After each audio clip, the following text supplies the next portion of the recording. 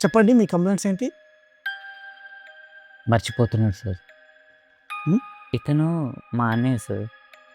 Last 3 months నుంచి సరిగ్గా నిద్రపోవడం లేదు సార్.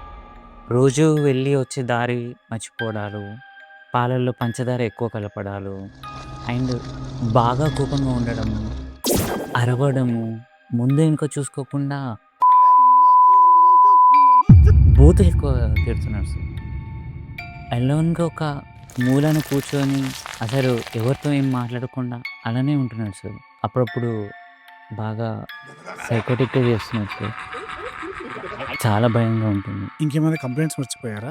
రీసెంట్‌గా 2 టైమ్స్ ఫిట్స్ వచ్చింది సార్. ఒకసారి ఎంఆర్ఐ స్కాన్ చేపిద్దామండి.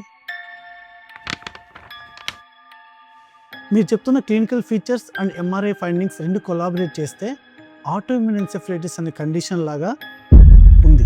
అంటే ఏంటి సార్? మన బాడీ డిఫెన్స్ మెకానిజము మన బ్రెయిన్కి అటాక్ చేస్తే దాన్ని ఆటోఇమ్యూన్ ఎన్సెఫలైటిస్ అంటారు. ఇప్పుడు మీరు చెప్పిన లక్షణాలన్నీ ఒక 3 మంత్స్ లోపల అటాక్ అయింది అని అంటే మాత్రము దాన్ని ఆటోఇమ్యూన్ ఎన్సెఫలైటిస్ అంటారు. మా అన్నయ్య ఏజ్ చాలా చిన్నదే కదా సార్. మరి మా అన్నయ్యకి ఎందుకు వచ్చినట్టు?